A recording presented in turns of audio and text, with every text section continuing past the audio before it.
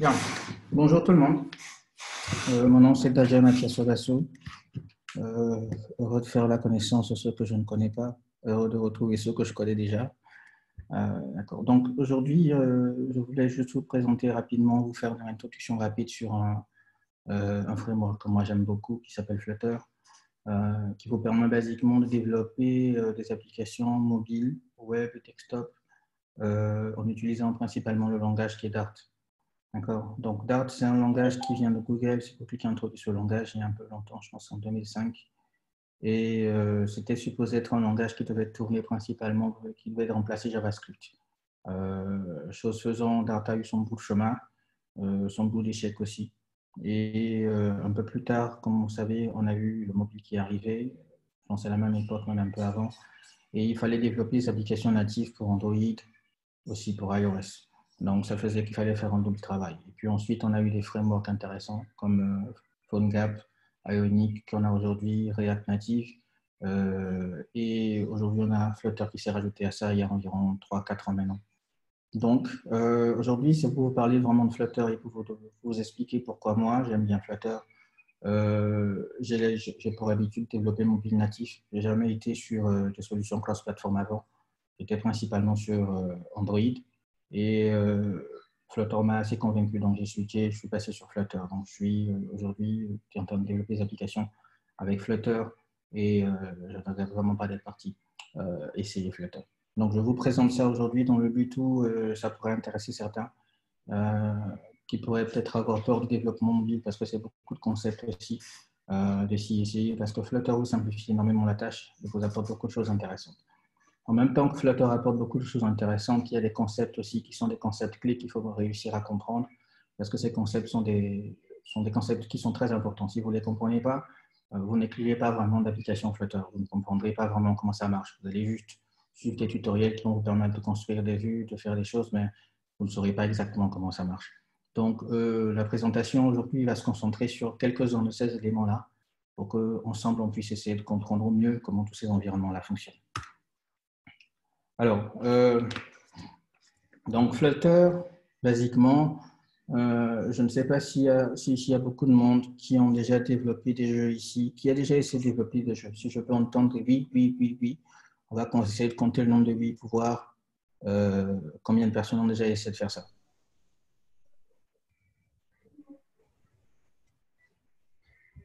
Les gens qui ont développé.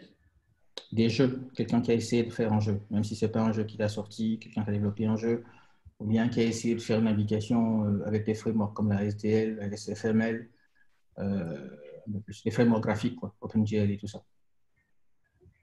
Oui, oui. Ok, parfait. Intéressant. Alors, Flutter a été un peu construit comme un moteur de jeu. On ne va pas dire même un moteur de jeu comme une application standard. Une application standard, vous savez, comme on nous a appris en première année de programmation, c'est qu'un programme exécute un ensemble de commandes, un ensemble d'instructions qu'on a données, donc les unes après les autres. Donc, on a commencé comme ça avec la programmation procédurale. Du coup, vous écrivez une fois vos lignes de code, vous l'exécutez, et après, ça s'arrête automatiquement. Donc, pour être sûr de garder ces données, de pouvoir les voir, on avait mis des éléments pour bloquer le cycle et on avait mis un cycle constant. Donc, quand on fait une application, on met toujours une boucle principale qui fait que l'application reste et qu'elle tourne. Donc, on n'a pas quitté la boucle. L'application continue de tourner. Ça nous permet d'avoir le temps de voir nos valeurs, de voir ce qui se passe et ce qui se fait dans l'application. C'est un peu comme ça que fonctionnent les moteurs de jeu. Mais les moteurs de jeu fonctionnent sur le principe où vous avez des événements qui arrivent. On prend ces événements, on détermine une certaine logique d'action qu'il faut faire avec, et après on fait un rendu sur l'écran. Donc, Flutter fait exactement la même chose. Donc, Flutter a été développé sur un framework qui s'appelle Skia, qui est de la même classe que la SDL ou la SFML, qui est un framework 2D basé construit sur un framework comme OpenGL, et aujourd'hui il y a Vulkan. Donc, c'est vraiment pour dessiner pixel par pixel. C'est vraiment dessiné au pixel près. Ça veut dire que votre écran, en termes de résolution, tout ce qui est dessiné sur votre écran avec Flutter est dessiné au pixel près. Donc, c'est très actif, c'est très réactif, c'est très rapide parce que vu qu'il communique avec un framework de si bas niveau, ça passe plus ou moins partout. Parce qu'aujourd'hui, toutes vos plateformes où vous avez des écrans visibles, même les applications, même la présentation qu'on fait aujourd'hui avec l'application qu'on est en train de faire, utilisent ce genre de framework pour afficher ces rendus qu'on a sur nos écrans. Donc, je vous laisse imaginer le taux de rapidité que vous pouvez déjà avoir avec ça. Alors, donc ça, c'est comment est-ce que c'est construit depuis la base. Alors, Flutter, c'est essentiellement widget. Quand on dit widget, c'est vraiment ce que vous entendez par widget. Widget, c'est des vues. Hein. C'est des vues. C'est du texte, c'est une couleur que vous voyez en fond, c'est une zone carrée, tout ça, c'est des widgets. Pour Flutter, tout ça, c'est vraiment des widgets. Alors, nous allons parler d'architecture rapidement. Donc, comme je disais, on a créé Flutter basé sur le moteur de Skia, d'accord? C'est écrit sur du C++, donc, et ça a été linké à Etart et les éléments qui vous permettent d'avoir quelque chose qui s'appelle le Flutter Engine. Donc, le Flutter Engine est celui qui se charge de rendre de façon précise, en fait, tout ce que vous déterminez, tout ce que vous présentez, en fait, tout ce que vous voulez obtenir comme vue sur votre écran. C'est le Flutter Engine qui fait le rendu de tout ça au final. Donc, au-dessus de ça, nous avons le framework de Dart. Le framework de Dart, parce que Flutter, c'est vraiment un framework, c'est juste un SDK pour dessiner sur n'importe quel type d'écran possible. D'accord? Donc, ce framework-là, on peut l'utiliser, vous allez voir que pour le web, on n'a pas de schéma ici, mais vous allez voir que pour le web, on remplace le Flutter Engine ici, qui va pour le mobile, par un JS-based engine qui marche pour les canvas sur le web. Donc, le framework Dart reste tel qu'il est. Donc, on a vu ce qu'on appelle des foundations. Les foundations, c'est des classes primaires qui vont être utiles pour un ensemble générique de choses. Et au-dessus de ça, on a les animations, le painting et les gestures. Les gestures, c'est pour les actions. Le painting, c'est pour dessiner. Et animation, comme l'avez deviné, c'est pour animer vos éléments. D'accord? Ensuite, on a le rendering. Le rendering, c'est cet objet-là qui se charge en fait de calculer tout ce qui va être rendement, tout ce qui va être conversion, tout ce qui va être rendu final sur votre écran, à quoi ça devrait ressembler, les tailles exactes qu'il faudrait prendre, c'est lui qui se charge de ça. Et après, on a le widget. Le widget, en tant que tel, comme je vous dis, c'est tout ce que vous voyez sur votre écran. Ça peut être un pixel, ça peut être une vue, ça peut être un bouton, ça peut être un ensemble de choses, c'est toujours un widget. Ça peut être un ensemble de widgets qui contiennent dans un widget, c'est toujours un ensemble de widgets. Donc, au-dessus de ça, vu qu'on a des plateformes spécifiques qui ont un design, une expérience spécifique, qui sont notamment iOS et Android, et que Flutter avait été construit de base pour fonctionner sur iOS et Android, et que plus tard, le material design s'est retrouvé être appliqué sur le web et sur beaucoup d'environnements parce que ça marche très bien et que ça fait l'affaire.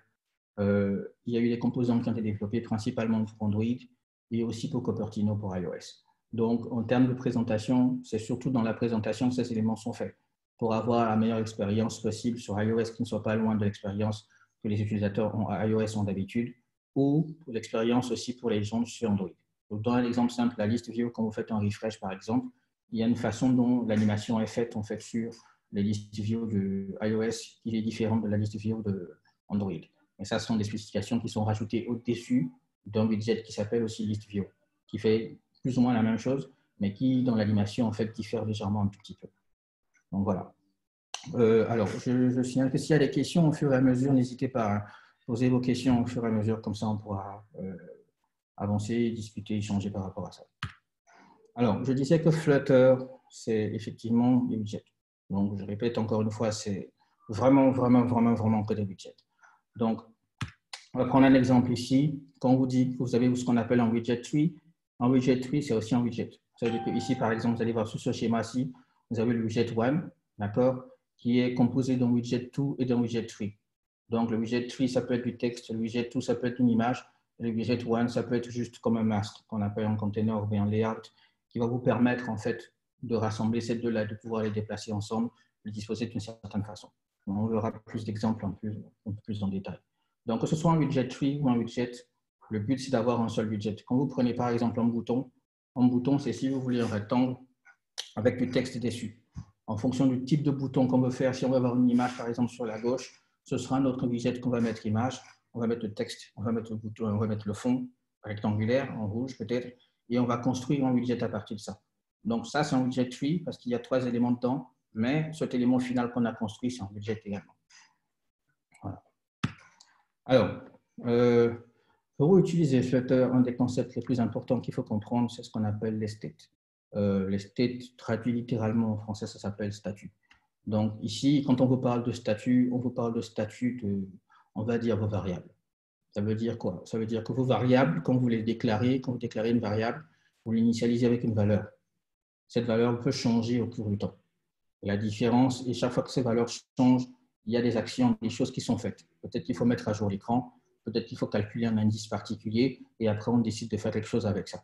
Mais tout ça, à chaque fois que votre valeur, votre variable, en fait, change d'état, change de statut, vous êtes sûr que c'est ce qu'on appelle des states, en fait. C'est le changement d'état là qu'on appelle des states. Donc, c'est tous les états que prennent votre variable, si vous voulez, durant toute son existence dans votre application. Voilà. Donc, alors, on va prendre un exemple ici. On a une variable A qui est associée à un widget A, comme j'expliquais. Donc, on a une valeur, ici, on a initialisé, c'est à 0. Donc, la valeur de A dans le widget sera affichée, elle sera à 0. Donc, ensuite, si cette valeur s'en va et qu'on a une valeur maintenant 1 qui apparaît, cette valeur 1 va passer dans le widget. Donc, A ici sera égal à 1. Donc, le widget normalement affichera aussi 1.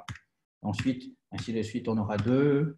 Et chaque fois qu'on aura ainsi de suite, ainsi donc, une valeur qui sera updatée dans la variable A, donc cette variable et ce widget existent, le widget sera mis à jour normalement pour afficher cette valeur-là. Parce qu'on est supposé l'afficher à chaque fois ici, comme c'est présenté dans le schéma ci-présent. Alors, donc, comme je disais, les states, c'est juste ce changement qu'effectuent vos variables, une variable chaque fois au sein de votre élément. Alors, les states au sein de Flutter, c'est que quand vous déclarez, quand vous avez une application Flutter, vous avez des vues, vous avez des interfaces, et vous avez un ensemble de variables. Vous n'avez pas qu'une seule variable, mais un ensemble de variables. Donc, toutes ces variables-là, pour la plupart, on doit garder leurs états à un moment pour connaître l'état de chacune d'elles. Donc, on a créé le concept de state sur Flutter pour principalement permettre de garder ces états-là. Pour ceux qui viennent du développement Android natif, vous savez comment c'est pénible de le faire. Il faut manager le fait que sur le téléphone, il faut se rappeler que le téléphone, ce n'est pas comme un PC, vous pouvez faire ce que vous voulez quand vous voulez. Le téléphone a été conçu principalement pour des appels. Donc, à chaque fois qu'on vous appelle, il y a quelque chose qui se passe. Votre application passe en arrière-plan et l'appel prend le dessus parce que l'appel est toujours priorité à quelque chose qui arrive. Dans ce genre de cas-là, par exemple, il faut, sur Android principalement, aller dans la méthode onPause, écrire des éléments pour sauvegarder et garder les références de chacune des valeurs qu'on a sauvegardées. C'est-à-dire que si l'utilisateur avait entré, supposez que vous faites un post sur Facebook et vous avez rentré un ensemble, un paragraphe, 2 paragraphes déjà. Ça vous fait environ 200, 300 caractères déjà que vous avez déjà entré. Et en tant qu'utilisateur, vous avez reçu un appel. Mais si le développeur n'a pas fait le travail de sauvegarder ces chaînes de caractères là que vous avez tapées, quand vous finissez l'appel et que vous revenez, vous allez être frustré parce que vous allez vous dire, mais je vais devoir écrire encore 300 caractères encore sur le téléphone avant de poster et vous serez découragé de le faire. Donc, pour apporter une meilleure expérience, on est obligé de gérer ces états-là pour être sûr que quand cette application passe en arrière-plan, qu'on ait sauvegardé tout ce qui a été fait, par exemple, avant, pour histoire que quand on revienne, qu'on retrouve ces données-là et qu'on puisse recontinuer. C'est un peu ce à quoi servent les states ici. Les states, sur Android, normalement, vous devez écrire une méthode, déclarer une méthode onPause, sauvegarder tout ce que vous voulez sauvegarder là-bas et après, dans le résumé, tout rendre. Normalement, sur Android, on vous évite tout ce tracas-là. Donc, avec les states, vous évitez tout ce tracas-là. Ça vous évite vraiment d'avoir à gérer ça, d'avoir à contrôler ça.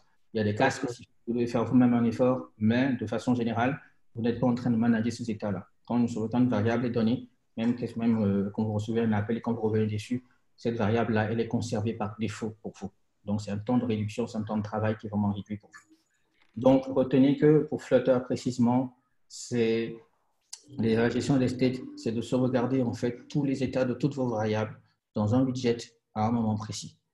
Donc, j'ai bien dit dans un widget, il faut se rappeler de ça parce que la prochaine spécification est importante. Alors, on parle de local widget. Les local widgets, c'est-à-dire les local states plutôt, excusez-moi. Les local states, ce sont des états qui sont conservés à l'intérieur d'un widget. Tout à l'heure, vous vous rappelez, j'ai parlé de widget et j'ai ensuite parlé de widget tree. Je vous dis qu'un widget, ça peut être un ensemble de widgets dans lesquels on a d'autres éléments. Donc, à chaque niveau de widget, c'est une classe. Donc, comme si vous êtes développeur Java, par exemple, avec des inner classes, vous savez qu'accéder à une valeur qui appartient à la classe inférieure dans la classe supérieure, la classe parente, ce n'est pas chose aisée. Il faut déclarer une valeur statique pour pouvoir y avoir accès d'une classe à une autre. Donc, ce n'est pas chose du tout aisée. Donc, c'est la même chose avec les widgets. Donc, ce n'est pas normal que vous ayez accès à une variable comme ça dans une autre classe qui est incluse dans une autre. Donc, du coup, ces variables-là n'existent que pour ces widgets-là. C'est la même chose que pour les states. Donc, les widgets, ce sont des classes. De la même façon, ces états-là qui sont conservés ne sont conservés qu'à l'intérieur de ces classes-là. Donc, ce ne sont pas des éléments auxquels vous pouvez avoir accès dehors et en tout quand vous êtes dans la classe. Donc, retenez que quand vous déclarez une variable dans une classe, dans un widget spécifiquement, cette variable-là ne sera maintenue qu'à ce niveau-là. Il y a des moyens d'y avoir accès dans d'autres classes. On va les voir peut-être aujourd'hui, bien dans une autre présentation, une autre fois. Mais retenez qu'on a ce qu'on appelle les local states. Donc, les local states, c'est que quand vous avez des variables qui sont déclarées dans votre widget, elles ne sont conservées que dans ce widget-là, elles ne sont accessibles que dans ce widget-là. Vous avez de la même façon ce qu'on appelle les app shared global state. Le app shared global state, ça veut dire simplement que si vous avez un widget, par exemple, vous avez des façons de déclarer des variables pour qu'elles soient accessibles en fait à l'ensemble de votre tree, qu'elles ne soient pas nécessairement bloquées et accessibles uniquement que au niveau de votre widget, mais qu'elles soient disponibles pour un ensemble de widgets, pour une liste de widgets, pour un tree ou bien au niveau même de l'application, que toute l'application, que tous les widgets existants puissent être fournis avec ça. Voilà, j'espère que jusqu'ici c'est clair pour tout le monde. S'il y a des questions, n'hésitez pas. Oui, c'est très clair. Il y a des questions, hein, déjà. Ah d'accord, je n'avais pas vu.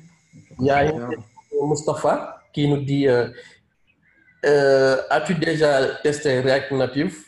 Peut-on faire une rapide comparaison objective des deux technologies? Alors, on va dire que j'ai testé React Native, pas vraiment poussé. J'ai participé, j'ai assisté à un ami qui développait avec React Native. J'ai personnellement essayé de configurer React Native aussi et c'était painful. Donc, juste configurer React Native, c'était painful pour moi. Je ne sais pas pourquoi, mais c'était un exercice assez compliqué. Donc, ça m'a vraiment découragé, je ne sais pas. Alors, les comparaisons objectives, ouais, les comparaisons objectives ne se basent pas sur le fait nécessairement du test, mais se basent aussi sur l'architecture, comment tout ça est construit en fait. Quand on prend Android, par exemple, vous avez la machine virtuelle qui existe, qui fait l'interprétation de vos fichiers XML, qui les reconvertit en Java, qui les reconvertit après en fichier .dex, qui sont reconvertis après en fichier .class, qui sont ensuite reconvertis dans un autre format en fait, pour être interprétés. Quand il s'agit de React Native dépend des composants d'Android. Donc, du coup, il y a un moteur aussi de React qui tourne derrière. Donc, le moteur, c'est une sorte de traduction. React va d'abord traduire tout ce que vous avez demandé en quelque chose que Java, que Android peut comprendre, ou bien iOS peut comprendre, et va essayer de le build avec les composants de iOS et de Android. Donc, de façon architecturée, c'est comme ça que je vois ça. Tout ce processus-là, quand vous regardez ce que j'ai présenté pour Flutter au niveau de l'architecture, vous allez voir que ces processus sont raccourcis. Donc, de ce fait-là, de simple fait de l'architecture, on peut dire que Flutter est assez intéressant. Parce qu'en termes de fluidité, vous n'avez pas autant de ponts par lesquels il faut passer pour interpréter, convertir en fait, et avoir un résultat. Ensuite, si je ne sais pas, mais pour l'intégration de librairies externes, que ce soit librairies appartenant à Android ou à Flutter, de ce que j'ai lu et de gens que je connais avec qui j'ai travaillé, qui utilisaient React Native, à un certain moment, c'est très compliqué, ce n'est pas très intéressant, ce n'est pas très plaisant. Je sais que React Native a fait des updates récemment où ils ont amélioré nettement en fait, leur expérience. Ils ont apporté beaucoup de choses. Je suis convaincu que React Native, c'est un bon outil aussi. Mais dans le souci de fluidité, moi, je suis un développeur de jeux d'abord nativement et je regarde les architectures aussi. Donc, une architecture comme Flutter me parle plus parce que je trouve que c'est plus réactif pour moi et pour, à mon humble avis, c'est plus rapide. Il n'y a pas d'interprétation directe. S'il y a l'interprétation, c'est peut-être à un seul niveau, mais il n'y en a pas vraiment. Donc, avant de commencer à communiquer avec la machine directement, sur React Native, il faut passer par tous ces process. Le moteur JS, si je ne me trompe pas. Ensuite, la machine Dalvik de Android ou bien l'équivalent de iOS. Et ensuite, maintenant, c'est converti en quelque chose que la machine maintenant peut interpréter. Et tout ce processus-là, déjà ce processus-là, je le trouve long. Voilà. Alors, est-ce qu'il y a d'autres questions? Il faut que je vois où est-ce que je peux trouver ça. Voilà, le chat.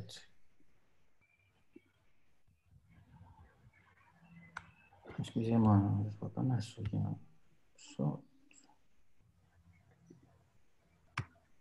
Alors, je pense qu'on va peut-être dire. Donc, tu peux m'aider avec les questions, s'il te plaît? Parce que Oui. là, j'arrive pas. Je vois Il pas n'y a, je vois pas mon curseur là, donc j'arrive pas à avoir accès au chat. pas de souci, je te donne les questions. Ok. Il y a une autre question. Il dit que est-ce qu'au Sénégal, il y a une communauté Flutter? C'est intéressant vu la facilité et tout ça. Il Alors, dit est-ce qu'il y a une communauté Flutter au Sénégal? alors, je vais dire oui et non. Personnellement, je pense à le faire. J'ai discuté sur Twitter avec un ami, j'ai oublié son nom, je ne connaissais pas trop bien. Et il m'a parlé de vouloir créer une communauté Flutter. Et moi-même, j'étais en train de préparer de le faire.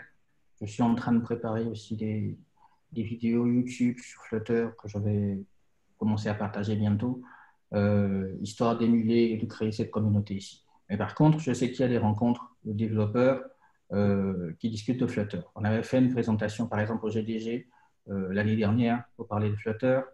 On a plus ou moins aussi des gars avec qui on se connaît ici, pour la plupart. Nongo qui est là, qui a rejoint Flutter depuis un moment, Sadiq avec qui j'étais aussi, et puis deux, trois autres personnes, et une autre communauté avec laquelle je travaille aussi, qui utilisent principalement Flutter. Donc, il y a une communauté, mais bon, on va dire que c'est des communautés plus ou moins, pas vraiment communautés, c'est des groupes, c'est des regroupements de personnes où on discute juste de temps en temps de technologie, et voilà, on échange sur des technologies comme Flutter, comme ce que DRB fait. Mais ce n'est pas encore officialisé avec une communauté officielle de Flutter et tout ça. Mais je pense que ça va se faire dans les mois qui viennent. OK. Parce qu'il n'y a pas d'autres questions, on peut continuer. Hein? OK.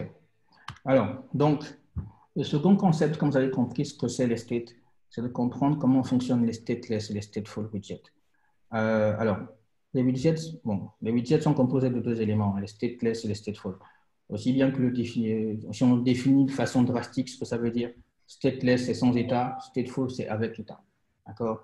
Donc, je vous ai expliqué ce que c'était les états tout à l'heure. C'est le changement de vos variables au sein de la durée de vie de votre widget. Donc, du coup, quand on dit stateless, ça veut dire que c'est sans état. Ça veut dire qu'il n'y a pas d'état qui change là-bas. Quand on dit qu'il n'y a pas d'état qui change là-bas, ça ne veut pas dire qu'il n'y a pas nécessairement, qu'il n'y a pas d'état. Ça veut dire qu'il y a un état au moins. C'est-à-dire que quand on arrive, votre variable prend au moins un état. L'état, c'est l'initialisation. Donc, quand on passe la valeur qui est initialisée une fois, elle ne change plus au cours de la vie du widget. Ça veut dire que le widget ne prend que cette valeur-là et ne traite que cette valeur. Donc, après, si votre variable change, le widget ne saura pas l'interpréter pour afficher un autre élément. Parce que votre variable, à ce moment-là, est immutable, elle ne change pas.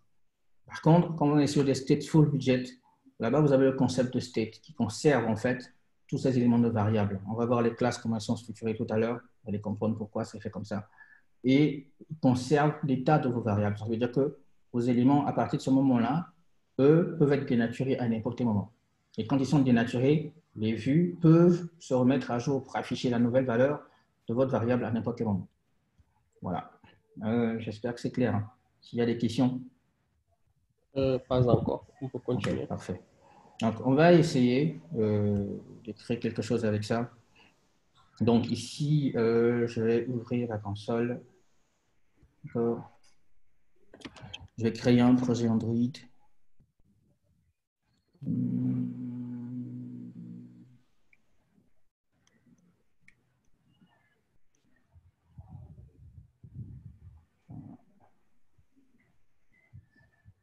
Alors, moi, j'aime bien créer tout ça en ligne de commande. Donc, je m'excuserai. Alors oui, je suis en train de faire un jeu de vidéo avec Flutter, mais bon, je présenterai ça une autre fois.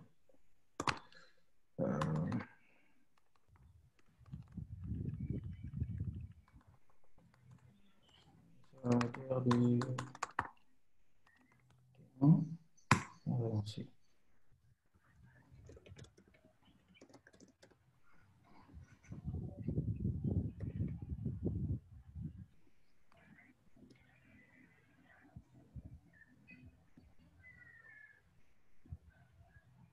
Alors, à partir de là, Allô, Tania? Tu n'as pas parlé des outils qu'on peut utiliser pour faire du Flutter. Les idées. Ah oui, oui, oui, oui. Alors, en termes d'outils pour développer avec Flutter, vous pouvez pratiquement développer avec tous les IDE que vous connaissez. Hein. Mais les principaux IDE avec lesquels on peut développer, c'est Android Studio et Visual Studio Code. Les autres IDE, vous pouvez le faire, mais vous allez taper beaucoup de choses en ligne de commande. Vous n'aurez pas par défaut des actions comme le play, le record et tout ça. Mais vous pouvez le faire totalement, vous pouvez coder avec et puis écrire en ligne de commande si vous préférez ça. Moi, j'aime bien, par exemple, créer mes projets en ligne de commande avec Flutter. Je ne sais pas pourquoi, mais j'aime bien faire ça. D'accord. Je peux exécuter du code en ligne de commande aussi également et tout ça, mais il faut vraiment, choisir l'éditeur qui vous convient le mieux. Moi, Android Studio, ça a été mon éditeur pendant très longtemps, mais mon problème avec Android Studio, c'est qu'il est vraiment lourd. il est vraiment lourd. Et même sur la machine-ci, la machine souffre le martyr. Donc, j'ai découvert Visual Studio Code principalement à cause de Flutter. Je me suis essayé avec. Et franchement, pour moi, c'est plus léger. Par contre, en termes d'outils, et surtout pour ce qui est hierarchy view, et puis debug profiling, et puis memory management, Android Studio est beaucoup plus complet. Donc, Android, je switch entre les deux au besoin en fonction de ce dont j'ai besoin de faire, ce que j'ai besoin de faire. Alors, en termes de performance, en général, sur Flutter, par défaut, l'application tourne à 60 FPS secondes, quel que soit ce que vous faites, mais dans la limite de ce que vous faites aussi. Ça veut dire que vous êtes responsable toujours de manager la mémoire, parce qu'un des objectifs de Flutter, c'était de faire des applications, ou que même quelqu'un qui ne sait pas manager la mémoire de façon correcte, en fait, puisse écrire une application qui tourne le plus rapidement possible, de la façon la plus efficiente possible. Donc, ça fait partie des raisons pour lesquelles ils ont choisi de construire Flutter comme c'est aujourd'hui. Et voilà. Donc, à moins que vous n'ayez fait des choses vraiment très encore graves, très rarement vous aurez une application en fait qui va souffrir. Peut-être que vous allez souffrir peut-être que ça va commencer à être un problème si vous allez faire des transactions serveur, parce que principalement vous n'aurez pas bien managé la façon dont vous récupérez vos données, tout ça, et vous communiquez avec le serveur. Mais même là, ce sera toujours aussi fluide, je pense. Donc, en termes d'expérience native sur le device, ce sera normalement, tout ira bien, sans problème. Donc, moi, j'utilise Visual Studio Code. Vous pouvez choisir d'utiliser Android Studio si vous préférez.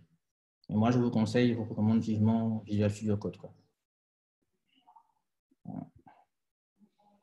Alors, j'espère que tout le monde voit toujours mon écran. Oui, c'est le cas. Ok, parfait. Alors, on va lancer ce nouveau projet pour voir à quoi il ressemble. Et après, on va faire quelques tests.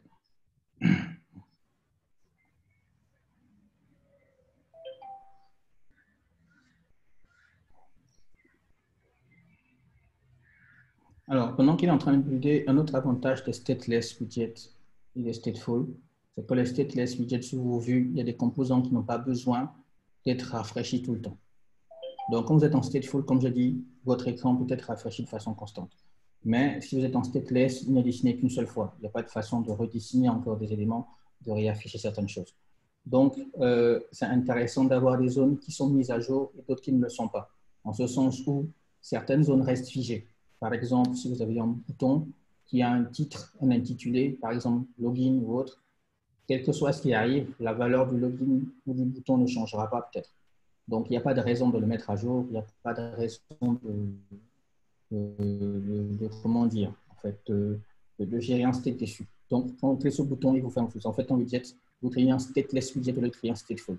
Par contre, quand vous êtes sur des text fields, des text view, où vous devez changer du texte, un edit text, tout ça va changer par exemple. Là, vous avez plus de raisons de faire ça avec un stateful. Parce qu'à ce moment-là, vous savez que le texte qui est affiché dedans peut changer à n'importe quel moment. On peut entrer du texte à n'importe quel moment. Donc, on conçoit ces éléments-là basés sur ça. Alors, sur la version démo de l'application qui vient en sample à chaque fois que vous créez un projet, vous avez cette page avec un floating action button qui vous permet de mettre à jour en fait vos éléments. Donc, on va tester un peu pour voir à quoi ressemble ce que c'est le concept du state. Voilà. Donc, on va supprimer tout ça et on va garder ça. Donc, votre application Flutter fonctionne un peu comme la plupart des applications. Vous avez toujours un main par lequel il faut démarrer. Vous avez ici une classe que vous lancez par défaut. Donc ici, j'ai supprimé la classe, donc on va créer une autre classe. Donc on va dire, je vais créer une classe qui va être stateless. On va le nommer DRB test app, par exemple. Et on va remplacer DRB test app par la classe ici, parce que lui, ce qu'il veut, c'est lancer en widget. Donc il va lancer en widget par défaut. Vous vous rappelez, j'ai dit que sur Flutter, tout est widget. Donc, quand on commence ici, on a ce qu'on appelle un composant qui s'appelle scaffold. Le scaffold, c'est un composant qui vous fournit tous les éléments principaux du material design, comme on le connaît sur Android et sur le web. Donc, le material design vous dit que vous avez des éléments qui sont déjà préconçus pour vous, comme le app bar, qui vous permettent d'avoir une barre par défaut, comme celle qui est présentée tout en haut. Et vous pouvez customiser la barre et rajouter tout ce que vous voulez par défaut. Donc, on peut rajouter par exemple un titre. le titre. Si vous allez sur le type ici, vous allez voir que le titre, c'est aussi un widget. On peut le dire qu'on veut que ce soit un widget de type texte. Et on va mettre DRB. Ici, on va mettre test. D'accord. Et comme on a ce qu'on appelle le hot reload, on vient dans la console, on appuie sur R et on a un problème. Quel est le problème?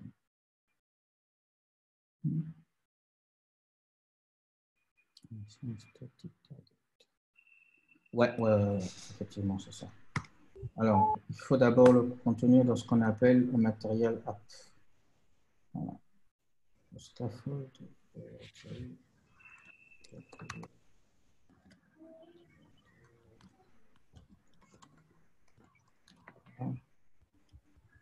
On va faire simple, on va remettre tout ça pour éviter de tout écrire.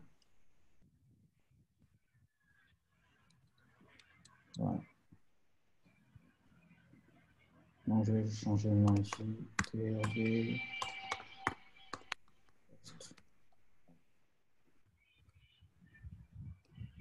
Voilà. Donc, le composant, je vais oublier de mettre cette matériel app.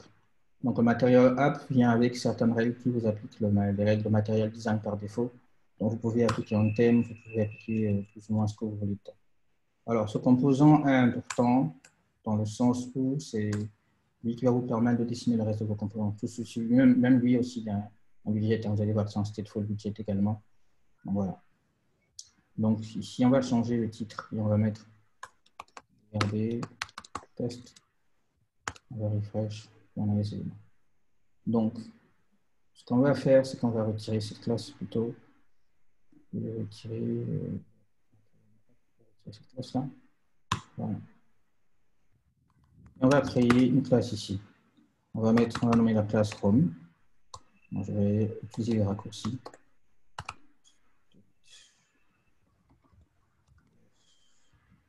Et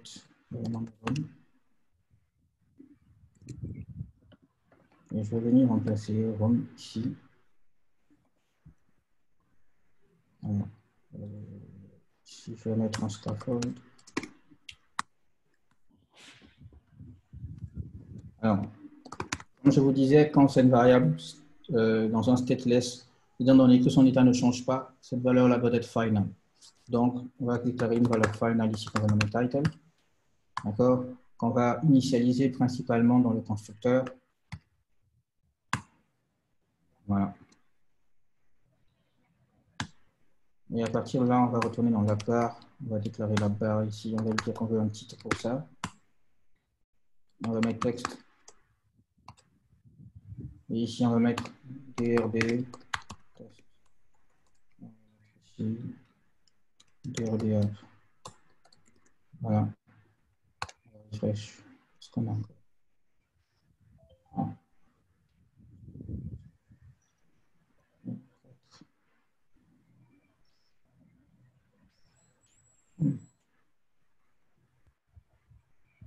Ce que j'ai pas fait ici.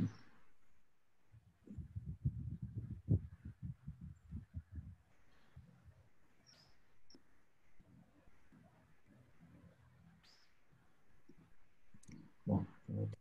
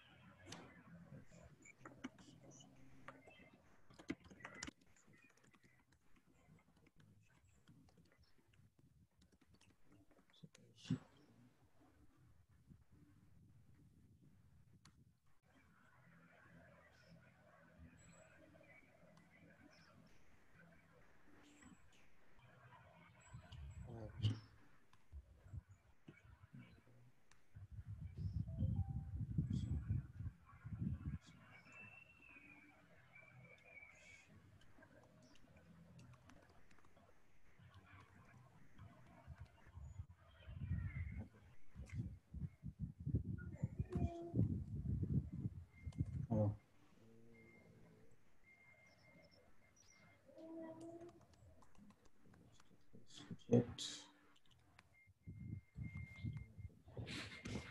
voilà.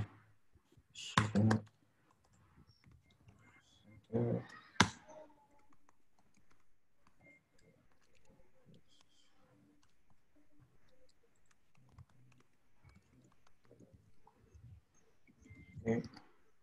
Test one, test one. Merci. Ok, c'est bon.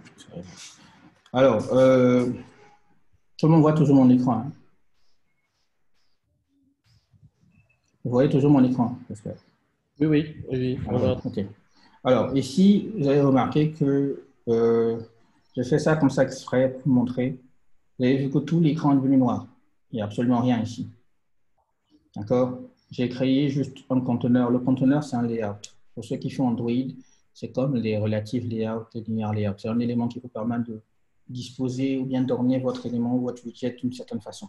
Donc, le Flutter hérite de ce même principe. C'est ce même principe-là. Ce qu'il faut savoir avec Flutter, c'est que Flutter a appris de ce qui est bien chez React Native, de ce qui est bien chez Android, de ce qui est bien chez iOS. Ils sont réunis plus ou moins des choses qui étaient bien. Ils ont appris sur les erreurs que les autres aussi ont fait dans le temps et ils ont essayé de construire quelque chose qui s'accorde et qui donne la meilleure expérience aux développeurs et aux autres. Donc, on vous laisse ici vraiment la main sur le fait de construire ce que vous voulez. Sur Android, par défaut, on ne peut pas construire dans les éléments comme on veut, mais sur Flutter, vous pouvez dessiner jusqu'au moins de pixels comme vous voulez. Vous pouvez décider de faire une application comme ça, sans action barre, sans rien, vous pouvez le faire. Vous pouvez décider de faire un jeu même avec Flutter sans problème, comme ça va marcher. Vous pouvez décider de mixer en fait des interfaces complexes avec des interfaces simples. Buildez vous-même vos interfaces sans problème, quoi. Alors, donc ici, ce que je vais faire, c'est que je vais remplacer mon composant là. Alors, je vais mettre un commentaire. Je vais le remplacer par un scaffold. Alors, donc, scaffold a ce qu'on appelle un appart. À part, on peut avoir dedans une propriété qui s'appelle type. Type, c'est un widget, donc je vais mettre du texte dedans et puis je dis PRB. Si je refresh, maintenant vous allez voir qu'on a des RB qui s'affichent là. Alors, basiquement, on a un appart qu'on n'a pas eu besoin de dessiner, qui était fourni par défaut, parce que le widget scaffold intègre toutes les règles de material design pour construire une vue de façon générale sans problème.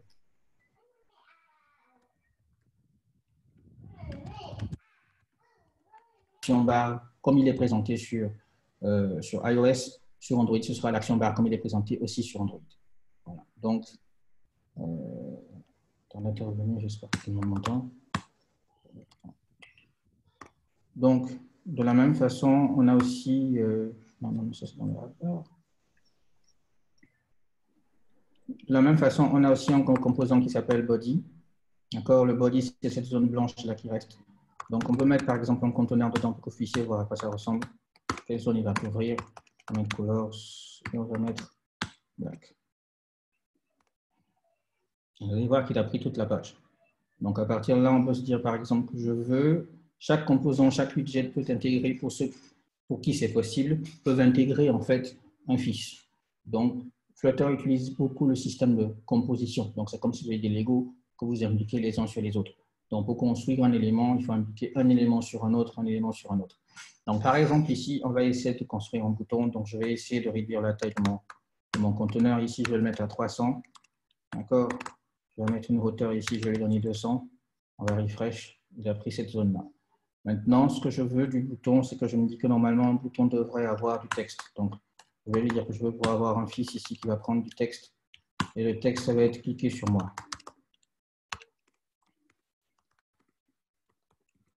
J'enregistre, je refresh. Le texte n'est pas vu parce qu'il est normalement, je pense, en noir. Donc, on va essayer d'appliquer une couleur dessus. Donc, on va faire Style, Text, Style.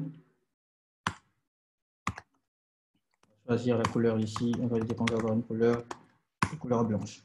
Donc, vous allez voir que même dans la définition, dans les éléments, c'est plus ou moins self-explanatory. Ça veut dire que vous comprenez tout seul ce que ça veut dire en fait. C'est-à-dire qu'on vous dit un texte, vous voulez appliquer une couleur. Une couleur, c'est sur quoi? C'est le style du texte. Donc, dans le style, vous allez chercher le type couleur. Vous trouvez le type couleur, vous lui appliquez une couleur. Vous pouvez lui appliquer aussi une taille. On peut décider de dire qu'on veut appliquer peut-être une taille.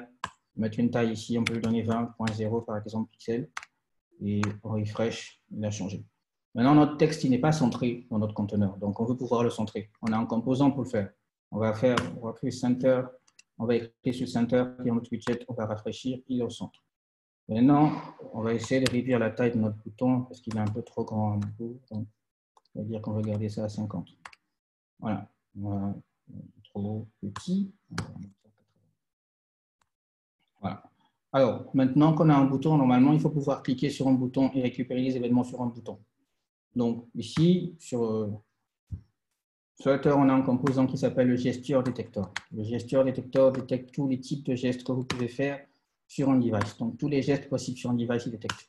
On a par exemple le on tap. Le on tap, c'est quand on tape une seule fois. On a le on tap down, on double tap, on long tap, on pan, on marche.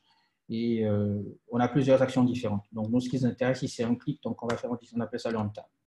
À partir de là, on a déjà un bouton présenté qui est là. Donc, ce bouton-là, vu que c'est une vue spécifique, on peut décider de l'extraire et d'en faire une méthode basiquement juste pour retourner un widget. Donc, on va mettre widget, notre bouton ici, paramètres, et on va dire qu'on retourne notre composant, mon point virgule ici. Alors, ici, j'ai fait une erreur avec return. Voilà. Donc, ici, on veut passer, par exemple, un texte qui sera le message qu'on va remplacer par celui-ci. Donc, quand on viendra mettre à la place ici, bouton, on va passer notre texte ici, et dans notre cas,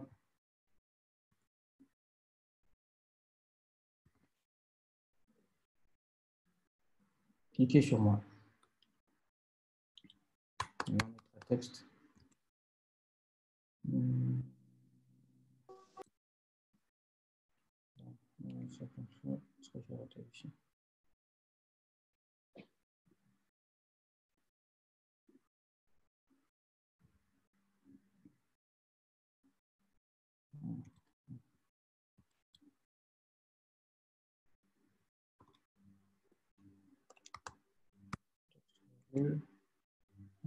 Ici, on va mettre.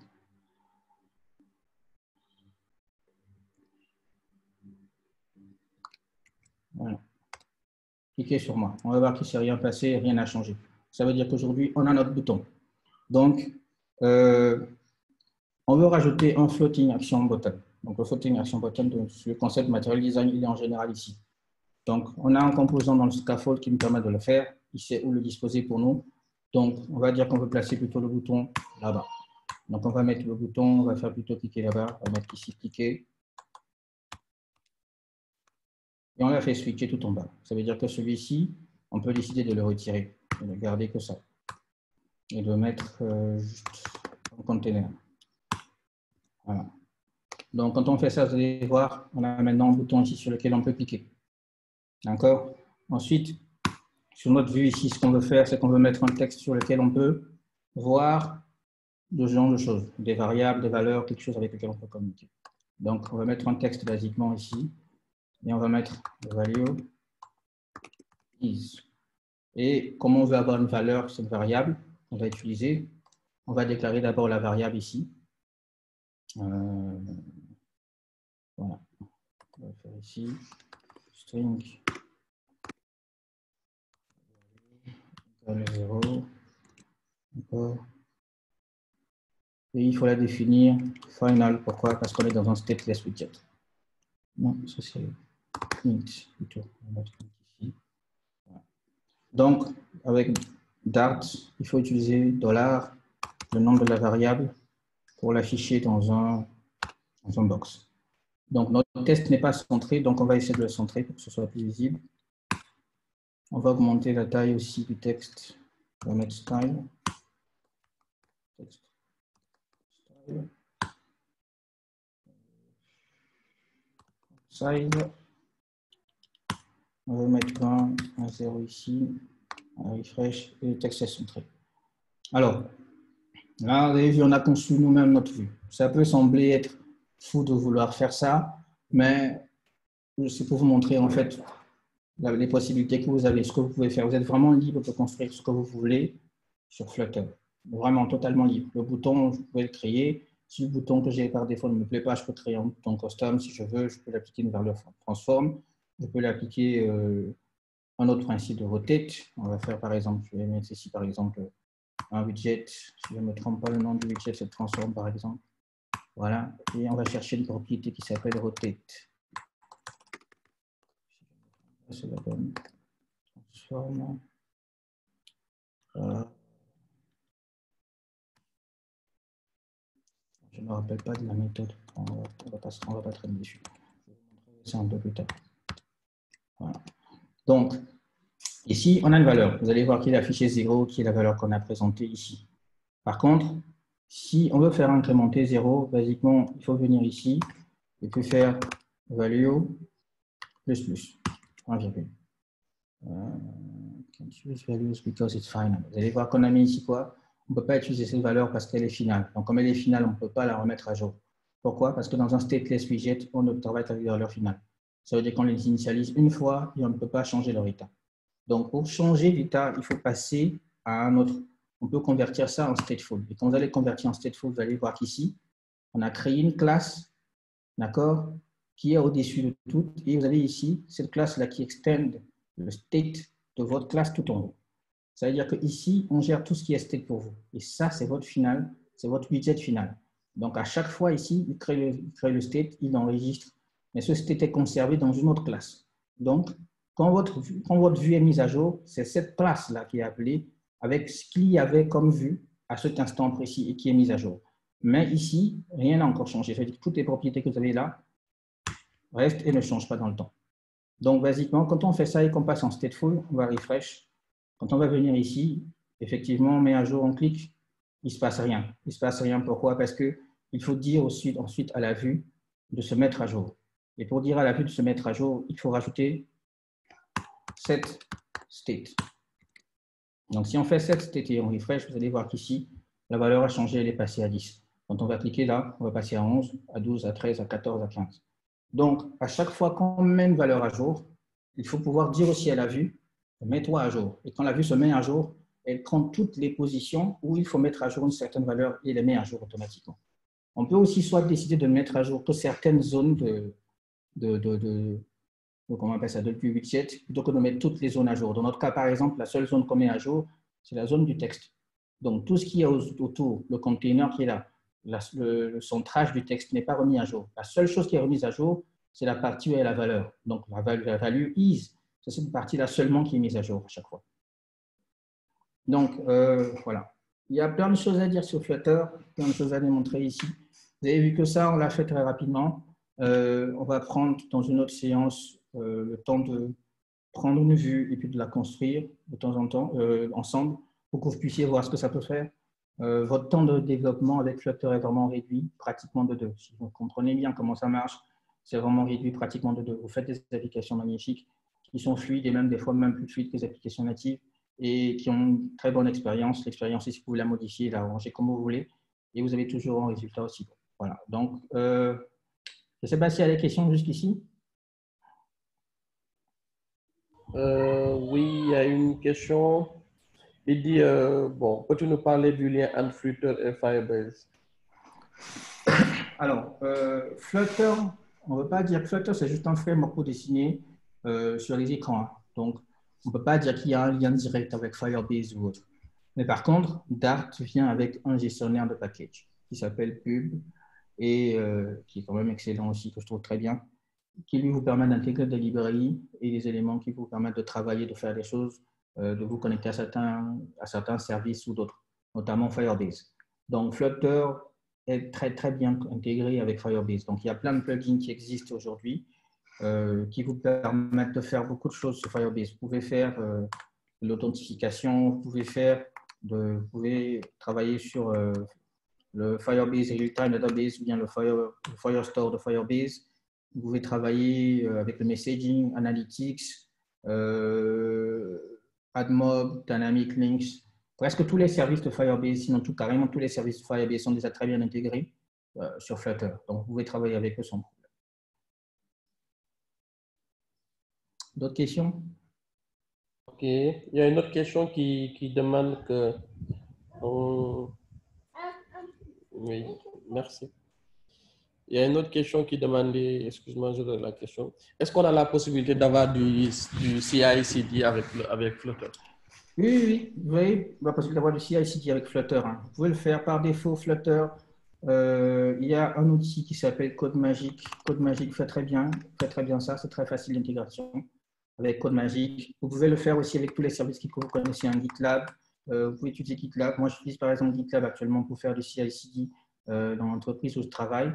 Et vous avez aussi CodeMagic ici, d'accord? CodeMagic qui permet de faire vraiment d'excellentes choses et qui est gratuit aussi. Donc, moi, je vous conseille d'aller voir, c'est codemagic.io, d'accord? Vous vous inscrivez, vous essayez. Donc, voilà. Moi, c'est les deux que je connais. C'est principalement ceux-là. CodeMagic, GitLab que j'utilise. Il y a une autre question qui dit que la taille des APK générés sur Flutter et aussi la performance de l'application Flutter. Ouais. Alors, les tailles des APK générées sur Flutter, au départ, c'était un problème parce qu'à la base, ils embarquaient certains éléments dedans qu'ils appellent la Dart VM, qui est la virtual machine de Dart qu'ils embarquaient dedans par défaut. Et ils ont fait des optimisations, elle n'est plus embarquée et aujourd'hui, les tailles sont réduites dedans. Donc, moi, quand je développe des applications, j'ai fait des applications natives avec Android que j'ai refait avec Flutter. J'ai eu presque 2 mégas, 3 mégas en moins de taille que sur l'application native de Flutter, avec les mêmes composants, les mêmes éléments. Mais aujourd'hui, la plupart des applications que je développe, les applications quand même complexes que j'ai développées, principalement pour la Société Générale, où il fallait faire plein de choses. Et l'APK, il ne faisait que 9 mégas, 10 mégas maximum, quoi. Et ça, avec plein de choses. Quand je vous dis plein de choses, c'est vraiment plein de détails qu'il y a dedans. Donc, c'est vraiment optimal. Maintenant, après tout, il y a des choses qu'on ne peut pas faire non plus, hein. C'est-à-dire que si vous mettez des images qui ont leur propre taille, la bêta prendra aussi son coût avec. Ça, quelle que soit la plateforme, on ne peut pas faire grand-chose contre ça. La force ici de Flutter, c'est que c'est une machine, c'est que d'abord Dart est un langage qui est compilable, qui est interprétable, donc il passe partout si vous voulez. C'est pour ça que c'est très bien. Au début, je ne comprenais pas pourquoi ils ont pris Dart, mais au bout du compte, quand j'ai commencé à l'utiliser, j'ai commencé à comprendre pourquoi ils ont préféré choisir Dart au-dessus de tous les autres langages qu'on connaît par défaut. Dart, déjà, est très facile d'apprentissage, que vous soyez de Python, de Java, de C++, de C ou de C Sharp. Quand vous arrivez sur Dart, vous êtes pratiquement chez vous. Ça, c'est une chose. Même Kotlin. Kotlin, même encore, est plus proche de Dart que jamais. Donc, ensuite, c'est que ce langage est passe-partout. Il peut être interprété, il peut être compilé et autres. Aujourd'hui, moi, je développe par exemple des backends. Je fais tout backend que j'ai développé avec Dart. Full Dart, j'ai utilisé un framework qui s'appelle Aqueduct. Et Aqueduct, la documentation est très claire, très intéressante et ça marche. Ce qui est bien aussi avec Flutter, c'est qu'aujourd'hui, vous n'êtes pas en train d'apprendre deux, trois langages différents, trois façons de définir les choses différentes. Vous apprenez un seul langage et vous êtes opérationnel tout de suite. C'est-à-dire que quand vous développez Dart, aujourd'hui, vous pouvez développer pour le backend, vous pouvez développer pour le front-end et avec un seul langage, quoi. Vous n'êtes pas en train d'utiliser beaucoup d'autres choses. Sur Java, sur Android, par exemple, on doit apprendre XML, on doit apprendre Java ou Kotlin. Sur iOS, il faut apprendre le storyboard, il faut comprendre comment ça marche, et puis après, il faut apprendre soit Objective-C, soit Swift aujourd'hui. Donc, vous avez vu qu'eux-mêmes, ils ont fait un virage pour aller vers la composition aussi avec Swift UI aujourd'hui. C'est pour vous montrer à quel point cet outil est bien, parce qu'ils ont réalisé que c'était bien, donc ils ont conçu quelque chose qui s'avoisine de ça pour améliorer l'expérience de nos développeurs aussi. OK. Il y a d'autres questions? Ouais, il y a une question qui demande voilà, il y a une question qui demande bon, qu'est-ce que tu as pu faire jusqu'à présent avec Flutter? Est-ce que tu as des exemples de cas concrets d'application? Les exemples, oui, hein, j'en ai ici, je vais voir. Bon, tout ça, c'est des projets Flutter. Mais bon, je vais vous montrer un truc que j'ai mis sur GitHub. Je vais peut-être vous parler, vous pourrez aller lire.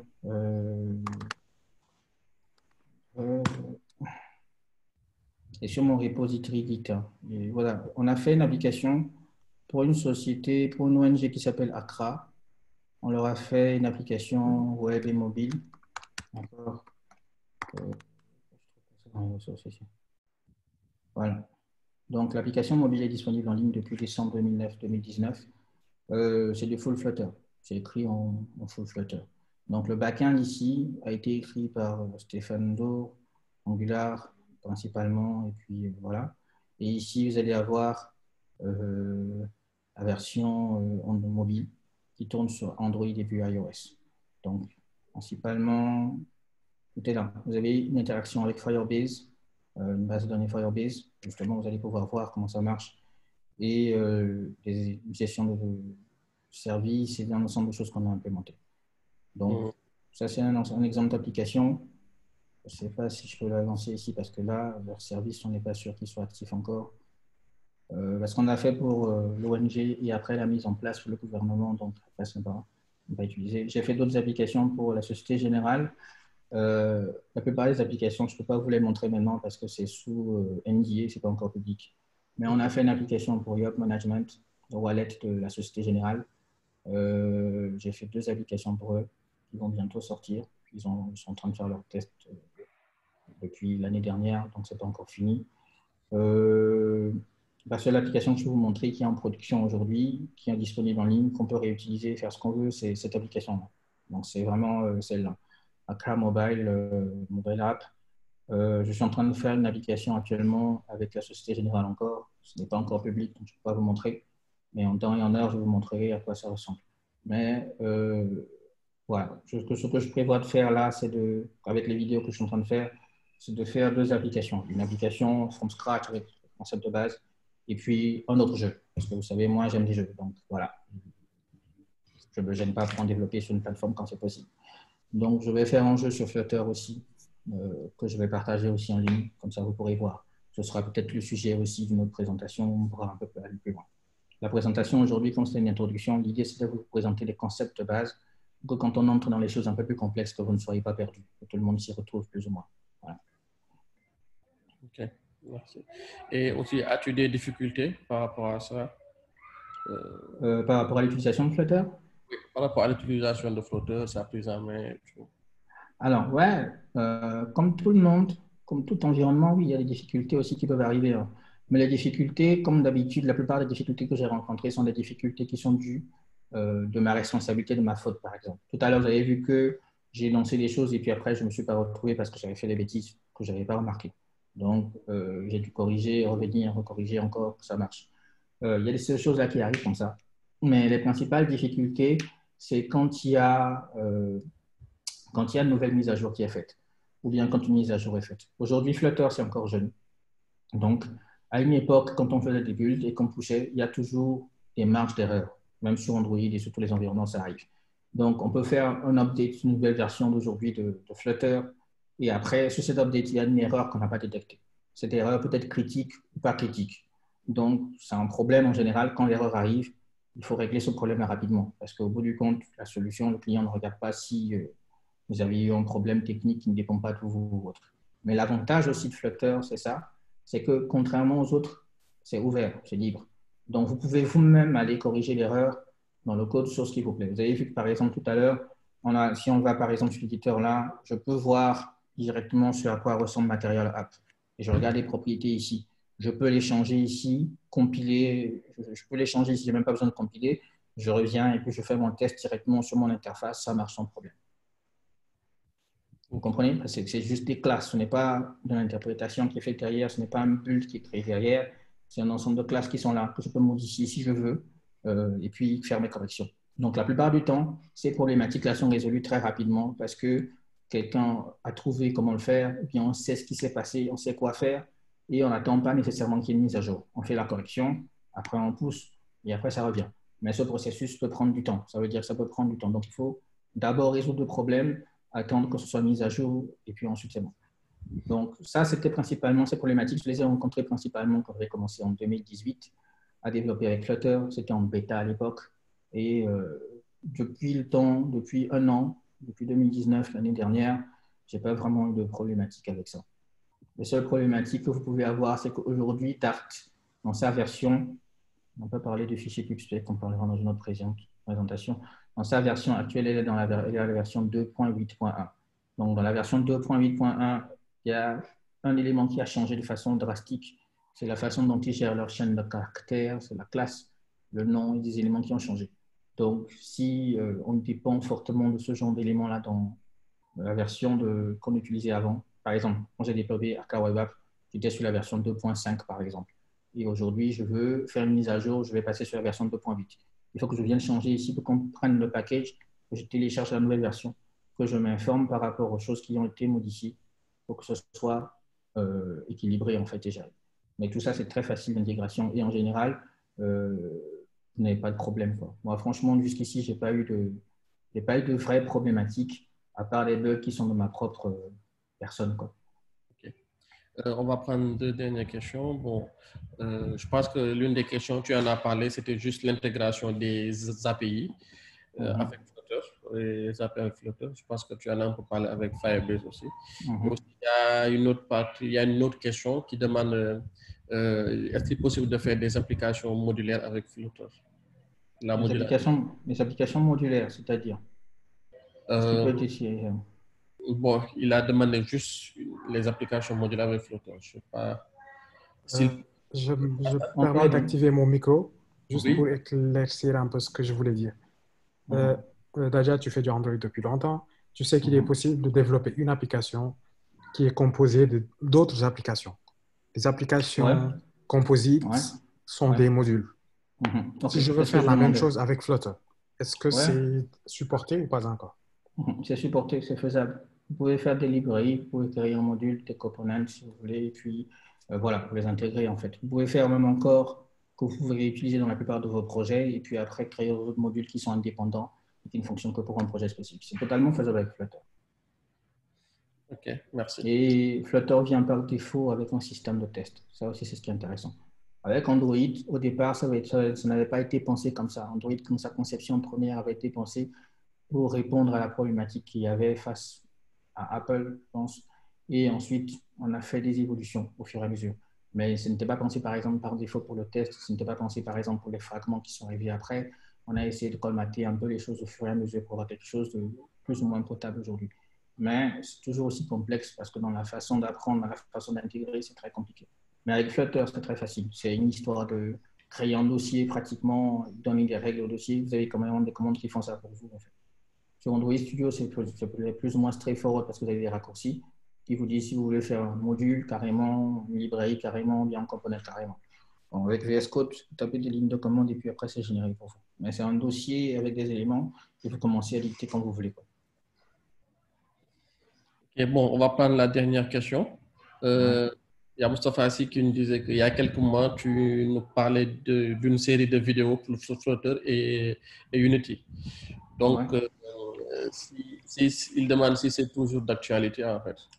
Oui, c'est toujours d'actualité. La vraie problématique, c'est que ces temps-ci, je suis sur beaucoup de choses.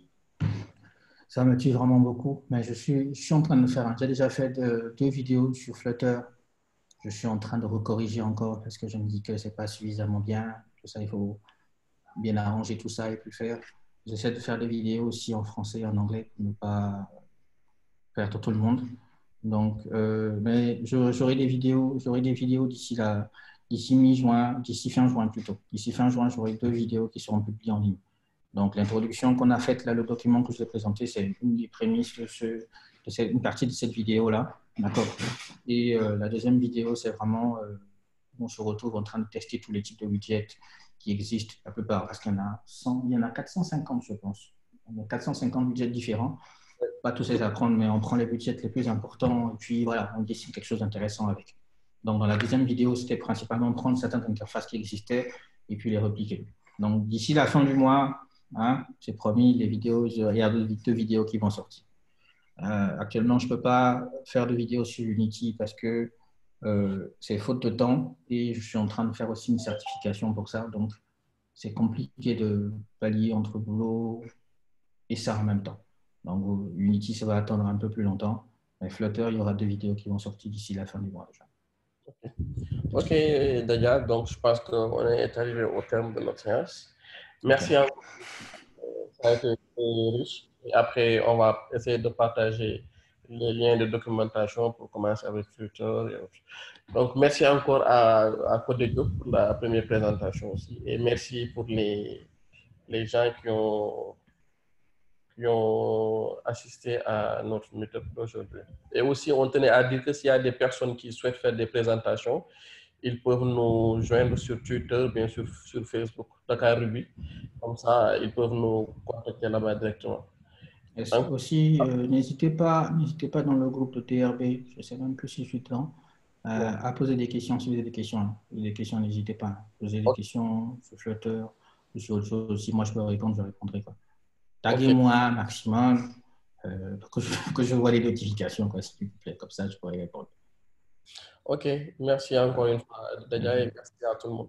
Donc, on se dit à la prochaine. Merci. Yes. Bye bye.